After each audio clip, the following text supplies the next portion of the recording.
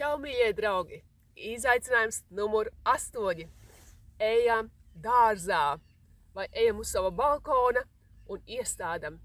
Iestādi kādu augu, kādu puķi, kādu sēklu iesēju. Varbūt tā ir diedzēšana, varbūt tas ir stāts, varbūt kāda tiešām puķa.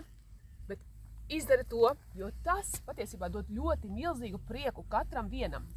Es konkrēti šajā brīdī stādu zemenes, jo zemenēs ir ļoti daudz dzelzs un dažādi mikro un makro elementi, kas mums katram ir ļoti nepieciešams. Vispār ogas ir jāēd visiem, bet īpaši vēža pacientiem. Tas, kas mums noteikti katram vienam ir jāiestāda, ir sīpoli. Vai nu tie ir no sīksīpoliņiem, vai nu tie ir ķiploki, vai kā šie ir tādi ziemas sīpoli.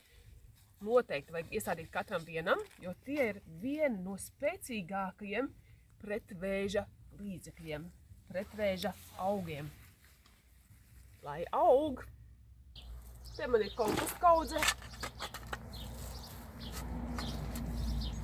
Ļoti labi sakrūdējusi.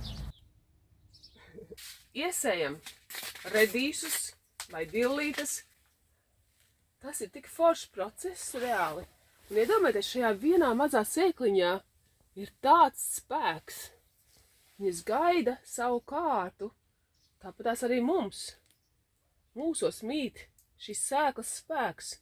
Un ja mēs viņam ieliekam pareizā augsnē un pareizi apčubinām, aplaistam, pamēslojam, tad pēc tam ir tiešām labi rezultāti. Šī ir kūdra un šī ir vieglā zeme.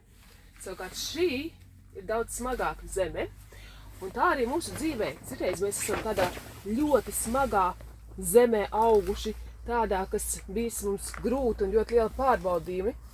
Bet tas, kas mums ir vajadzīgs, mums vajag pieaugt šo vieglo zemi kopā ar šo smago.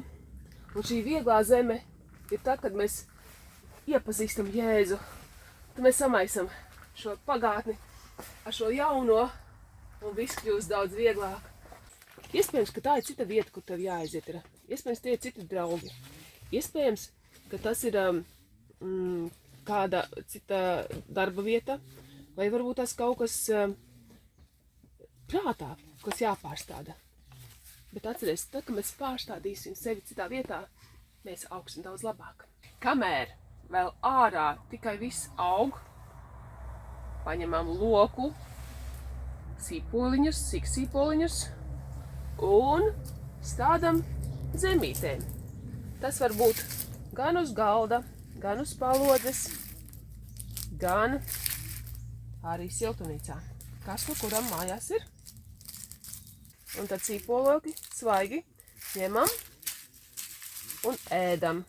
Tā, kad šņakst. Tā kā aiziet!